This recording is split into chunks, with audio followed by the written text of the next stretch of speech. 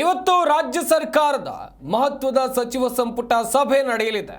ಈ ಸಚಿವ ಸಂಪುಟ ಸಭೆಯಲ್ಲಿ ಜಾತಿ ಜನಗಣತಿ ವರದಿ ಮಂಡನೆಯಾಗುತ್ತಾ? ಹಾಗಾದ್ರೆ ತೀವ್ರ ವಿರೋಧದ ಮಧ್ಯೆ ಜಾತಿ ಗಣತಿ ವರದಿ ಮಂಡನೆ ಆಗುತ್ತೆ ಅಂತ ಹೇಳಲಾಗ್ತಾ ಇದೆ. ಸಾಮಾಜಿಕ ಶೈಕ್ಷಣಿಕ ದತ್ತಾಂಶ ಒಳಗೊಂಡಂತ ರಿಪೋರ್ಟ್ ಇದು. ವಾಸ್ತವವನ್ನ ಮಂಡಿಸಲಿದ್ದಾರೆ ಹಿಂದುಳಿದ ವರ್ಗಗಳ ಕಲ್ಯಾಣ ಇಲಾಖೆ. ಕಳೆದ ವರ್ಷ ಹಿಂದುಳಿದ ವರ್ಗಗಳ ಆಯೋಗ ಸಲ್ಲಿಸಿದಂಥ ವರದಿ ಇದು. ಬೆಳಿಗ್ಗೆ 11 ಗಂಟೆಗೆ ಸಂಪುಟ ಸಭೆ ನಡೆಯುತ್ತೆ. ಈ ಸಂಪುಟ ಸಭೆಯಲ್ಲಿ ಸಮೀಕ್ಷಾ ವರದಿ ಮಂಡನೆ ಆಗುತ್ತೆ ಅಂತ ಹೇಳಲಾಗ್ತಾ ಇದೆ.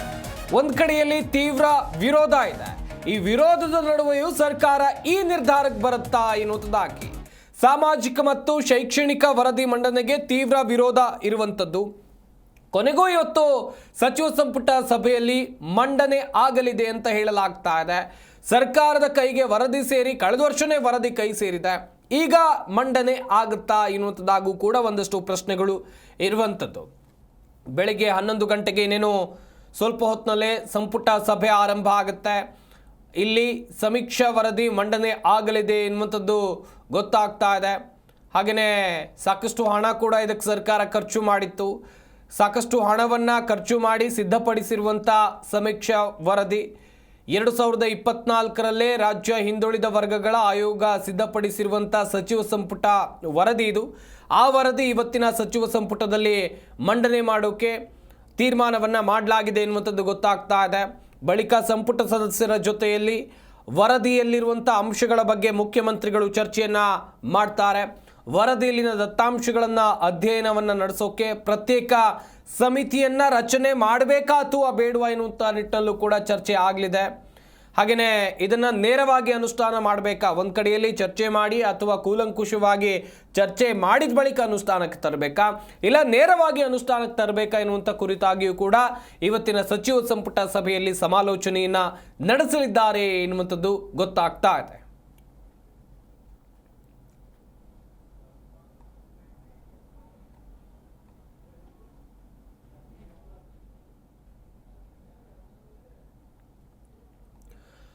ಹಾಗೆಯೇ ಇದು ಒಂದು ಆಯೋಗ ಸಿದ್ಧಪಡಿಸಿರುವಂಥ ವರದಿ ಆಗಿರುವಂಥ ಕಾರಣಕ್ಕಾಗಿ ಅಧಿವೇಶನದಲ್ಲಿ ಇದನ್ನು ಮಂಡಿಸುವಂಥ ಅಗತ್ಯ ಇಲ್ಲ ಎನ್ನುವಂಥದ್ದು ಗೊತ್ತಾಗ್ತಾ ಇದೆ.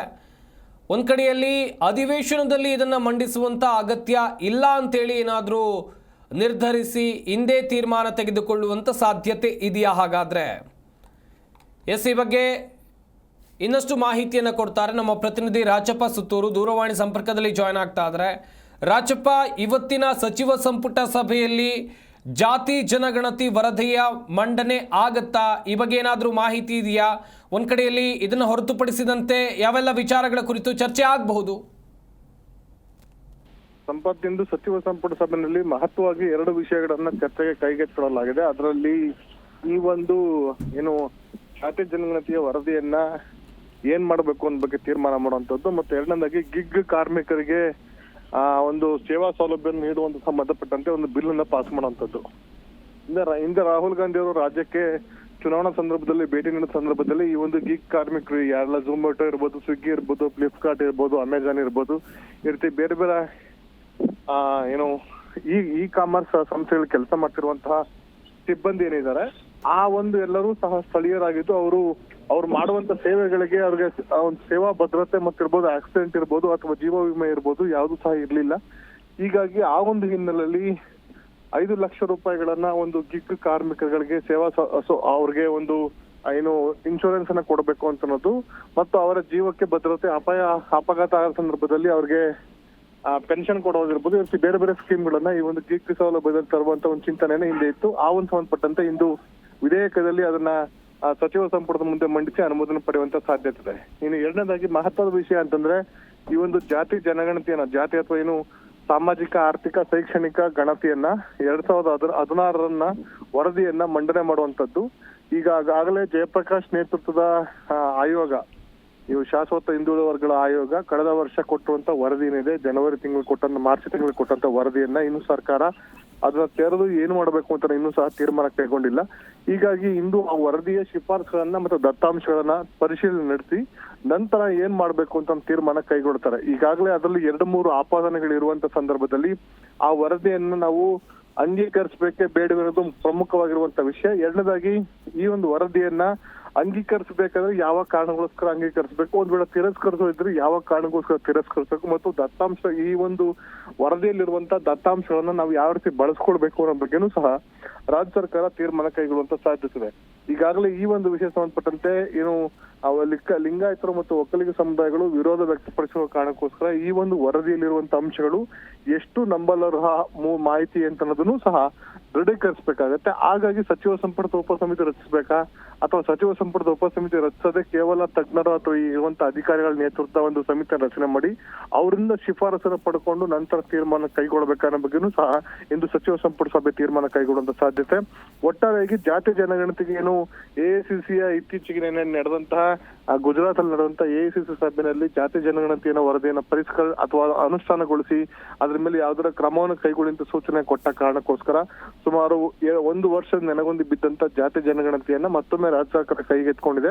ಹಾಗಾಗಿ ಇದ್ರ ಮೇಲೆ ಯಾವ ಕ್ರಮವನ್ನು ಕೈಗೊಳ್ಳುತ್ತೆ, ಸಚಿವ ಸಂಪುಟ ಉಪಸಮಿತಿ ರಚಿಸುತ್ತಾ ಅಥವಾ ವರದಿಯಲ್ಲಿರುವಂತ ಅಂಶಗಳನ್ನ ಪರಿಗಣನೆ ಮಾಡಿಕೊಂಡು ವರದಿಯನ್ನ ನಾವು ಜಾರಿ ಮಾಡ್ತೀವಿ ಅಂತ ಹೇಳ್ತಾರ, ಅಥವಾ ಆ ವರದಿಯಲ್ಲಿರುವಂತ ಅಂಶಗಳು ಸತ್ಯಾಂಶದಿಂದ ಕೂಡಿಲ್ಲ ಆ ಕಾರಣಕ್ಕೋಸ್ಕರ ವರದಿಯನ್ನ ತಿರಸ್ಕಾರ ಮಾಡ್ತೀವಿ ಅಂತ ಹೇಳ್ಬೋದು. ಹಾಗಾಗಿ ಈ ಒಂದು ವರದಿ ಈ ಒಂದು 2-3 ಅಂಶಗಳನ್ನ ಆಧಾರವಾಗಿ ಇಟ್ಕೊಂಡು ವರದಿಯನ್ನ ತಿರಸ್ಕರಿಸುವ ಅಥವಾ ಪುರಸ್ಕರಿಸುವ ಅಧಿಕಾರ ಸಚಿವ ಸಂಪುಟಕ್ಕಿದೆ. ಹೀಗಾಗಿ ಇದ್ರ ಜೊತೆಗೆ ಇನ್ನೂ ಸಹ ಸುಮಾರು 22ಕ್ಕೂ ಹೆಚ್ಚು ವಿಷಯಗಳನ್ನ ಪ್ರಮುಖವಾಗಿ ಈ ಒಂದು ಸಚಿವ ಸಂಪುಟ ಸಭೆ ಮುಂದೆ ಮಂಡಿಸಲಿದೆ.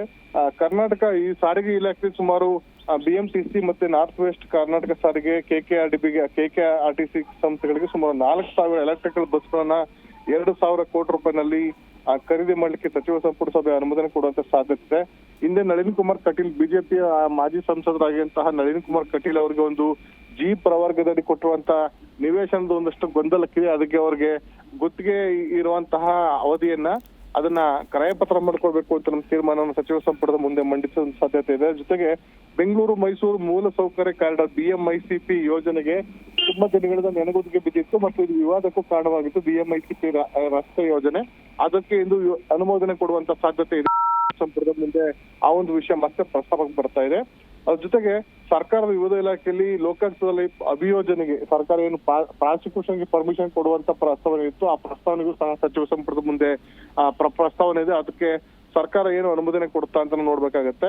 ಮತ್ತೆ ಅದೇ ರೀತಿ ಈ ಒಂದು ವೈದ್ಯಕೀಯ ಸೌಲಭ್ಯ ಕರ್ನಾಟಕ ರಾಜ್ಯ ವಿಮಾ ಯೋಜನೆಗಳಲ್ಲಿ ಹುಬ್ಬಳ್ಳಿ ಮೈಸೂರಿನಲ್ಲಿರುವಂತಹ ಆಸ್ಪತ್ರೆಗಳಿಗೆ ಈ ಮಾಡ್ಯುಲರ್ ಓಟಿಗಳನ್ನ ಮತ್ತು ಡಯಾಲಿಸಿಸ್ ಯೂನಿಟ್ ಅನ್ನ ಸುಮಾರು 63 ಕೋಟಿ ರೂಪಾಯಿ ಯೋಜನೆಯಲ್ಲಿ ಜಾರಿಗೊಳಿಸೋದು. ಅದು ಅದೇ ರೀತಿ 38 ತಾಲೂಕು ಆಸ್ಪತ್ರೆಗಳನ್ನ ಶಂಕಿತ ಕ್ಷಯರೋಗ ಕೇಂದ್ರಗಳಿಗೆ 14 ಕೋಟಿ ರೂಪಾಯಿಗಳಲ್ಲಿ 144 ಟ್ರೂ ನ್ಯಾಟ್ ಅಂತ ಯಂತ್ರಗಳನ್ನ ಅಂದ್ರೆ ಈ ಪರೀಕ್ಷಾ ಸಾಧನ ಯಂತ್ರಗಳನ್ನ ನೀಡುವಂತದ್ದು. ಬೆಂಗಳೂರಿನ ಕಾಡಮಲ್ಲೇಶ್ವರ ದೇವಸ್ಥಾನದಲ್ಲಿರುವಂತಹ ಗಂಗಮ್ಮ ದೇವಿ ಚಾರಿಟಬಲ್ ಟ್ರಸ್ಟ್ಗೆ ಸುಮಾರು ಈ 7,200 ಚದರ ಅಡಿ ಭೂಮಿಯನ್ನ ಗುತ್ತಿಗೆ ನೀಡುವಂತ ಒಂದು ವಿಷಯ. ಅದೇ ರೀತಿ ಬೆಂಗಳೂರಿನ ಹೊಸಹಳ್ಳಿ ಗ್ರಾಮದಲ್ಲಿರುವಂತಹ ಕೊಡವ ಸಮಾಜಕ್ಕೆ ಒಟ್ಟು 7 ಎಕರೆ ಜಮೀನನ್ನ ಈಗಾಗಲೇ ಕೊಡಲಾಗಿದೆ. ಅವ್ರಿಗೆ ಜಮೀನು ಸಂಬಂಧಪಟ್ಟಂತೆ ಜಮೀನಿನ ಮೌಲ್ಯವನ್ನ ಮೌಲ್ಯಮಾಪನ ಮಾಡುವಂತದ್ದು ಈ ಒಂದು ಸಚಿವ ಸಂಪುಟದ ಮುಂದೆ ಇದೆ. ಅದೇ ರೀತಿ ಮಾಗಡಿ ಪ್ರಾಧಿಕಾರದಲ್ಲಿ ಲಭ್ಯದಲ್ಲಿರುವಂತಹ ಕೆರೆ ಪುನರುಜ್ಜೀವನ ಶುಲ್ಕವನ್ನು ಬಳಕೆ ಮಾಡಿಕೊಂಡು ಕೆರೆಗಳನ್ನ ಅಭಿವೃದ್ಧಿ ಮಾಡ್ಲಿಕ್ಕೆ ಸಚಿವ ಸಂಪುಟ ಸಭೆ ಮುಂದೆ ಪ್ರಸ್ತಾವನೆ ಇದೆ. ಈ ರೀತಿ ಹಲವಾರು ವಿಷಯಗಳು ಇಂದು ಸಚಿವ ಸಂಪುಟ ಸಭೆ ಮುಂದೆ ಇದೆ. ಹೀಗಾಗಿ ಇಂದು ಆ ಎಲ್ಲದಕ್ಕೂ ಸಹ ಬಹುತೇಕ ಸಚಿವ ಸಂಪುಟ ಸಭೆಯಲ್ಲಿ ಅನುಮೋದನೆ ನೀಡುವಂತ ಒಂದು ಸಾಧ್ಯತೆ ಇದೆ. ಸಂಪತ್ ಕುಮಾರ್, ಥ್ಯಾಂಕ್ ಯು ರಾಜಪ್ಪ ಸುತ್ತೂರು ತಮ್ಮೆಲ್ಲ ಡೀಟೇಲ್ಸ್ಗಾಗಿ.